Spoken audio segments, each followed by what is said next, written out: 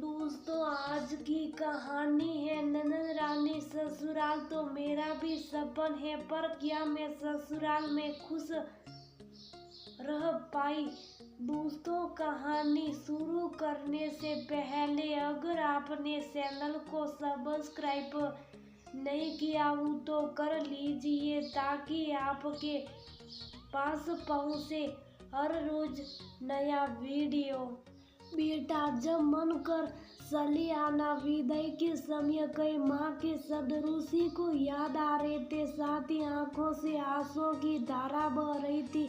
उसे वह सब पल याद आने लगे जब उसकी ईसा पसंद को दरकिनार कर सास तनुजा और पति सुशांत ने अपने मन की शादी के बाद रूसी हनीमून के लिए गोवा जाना चाहती थी, लेकिन तनुजा जी ने ये कहकर मना कर दिया कि शादी में बहुत खर्चा हो गया, फिर ननद गौरी की शादी के लिए बचत भी करनी है, इसलिए कहीं जाने की जरूरत नहीं।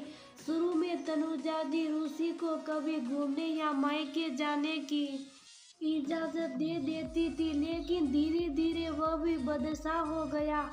रूसी कभी मायके जाने के या घूमने जाने के लिए कहती भी तो तनुजा जी बोलती, बहू अब बाहर घूमने या मायके जाने का लालच छोड़ ससुराल की जिम्मेदारी पर ध्यान दो। सुशांत से कहती तो वह बोलता, मम्मी से पूछ लो, वो हाँ कह दे तो मुझे कोई अंतराज नहीं। तनुजा जी के स्वभाव को जानते हुए रूसी ने अपना मन मानना सीख लिया था। 4 महीने पहले रूसी की बचपन की सहेली की शादी का कार्ड आया था। कितनी उत्साहित थी वो शादी में जाने के लिए, लेकिन नहीं जा पाई क्योंकि सासू माँ को बुखार आ गया था। उसने कहा भी था, मम्मी जी शाम को थोड़ी देर के लिए चली जाती हूँ। भाभी आपको मम्मी की बीमारी से ज्यादा शादी में जाने की चिंता। गौरी बोली। उसने भी सोचा, ठीक ही कर रही है गौरी, सासू माँ बीमार है तो वो शादी में कैसे जा सकती है। उसे शादी में जाने के लिए नहीं बोलना चाहिए था। वह खुद ही अपराध बोझ से गिर गई। 2 साल बाद रूसी माँ बनने वाली थी। उसका 5वां महीना चल रहा थी, तभी मामा जी के बेटी की शादी पड़ी। सासू माँ ने कहा, ऐसी हालत में कैसे जाओगी। वह सोचती रही, कैसी हालत, सुबह से शाम तक तो काम करती रहती है। तब तो ये कहा जाता है ऐसी हालत में चलते फिरते रहना चाहिए।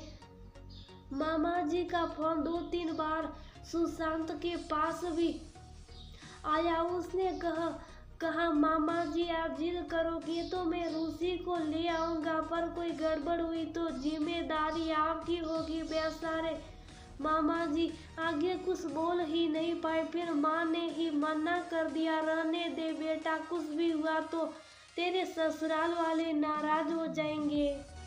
वैसे रूसी को ससुराल में कोई परेशानी नहीं थी। उसका ससुराल सपन था, लेकिन ऐसी सपनता का क्या करना जहाँ अपनी पसंद से ही समझौते करने पड़े। कुछ महीने पहले गौरी का कॉलेज भी पूरा हो गया था। जल्दी ही उसके लिए एक रिश्ता मिल गया। लड़का अच्छे और सपन परिवार से था।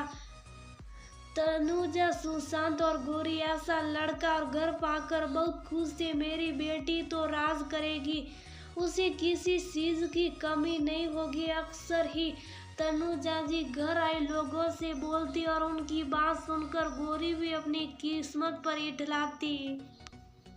आज की बात है, गौरी से मिलने उसकी सहेली आई थी। गौरी सबके सामने बटा सटाकर होने वाले पति और ससुराल की सभ्यता का बखान कर रही थी और उसकी सहेलियां उसकी किस्मत को सराह रही थी। गौरी की सहेलियों के जाने के बाद रूसी बोली, ननद रानी ससुराल तो मेरा भी सपन है, पर क्या मैं खुश रह पाई, इसलिए अपने शौक मायके से पूरे कर दीजिए। ससुराल में बहू की पसंद कोई नहीं पूछता।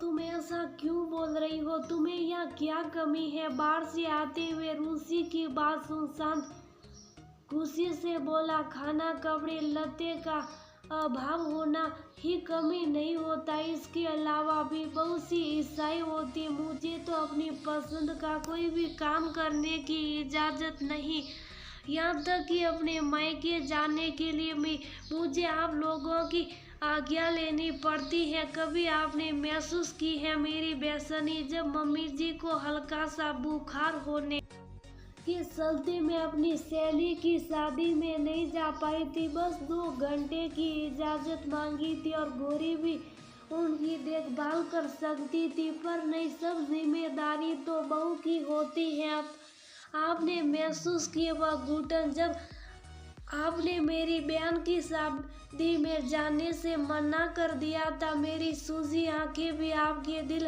को पिघला नहीं पाई। ये सब तुम मुझसे क्यों कर रही हो? जो भी बोलना है माँ के सामने बोलो, माँ को भी पता चले कि तुम्हारे मन में कितना पाप है। आप पति हैं, उम्मीद थी कि कभी ना कभी आप मुझे समझोगे, पर आपने कभी मेरी परवाह नहीं की, तो मुझे भी सबके सामने कहने में कोई शर्म नहीं। आज इतना सब कह दिया तो एक बात और सुन लीजिए, अब मुझे मायके जाने के लिए किसी की इजाज़त की जरूरत नहीं। बहुत कर लिया आप दोनों की आज्ञा का पालन। रूसी अपने कमरे में आ गई। मन में दबी बातें कह देने से उसे लगा जैसे दिल पर रखा बहुत बड़ा बोझ उतर गया। उसे लगा जैसे माँ कह रही है, बेटा जब मन करे आ जाना। उसने अपने आंसू पोंछते हुए मुस्कुराकर कहा, हाँ माँ, जरूर आऊंगी।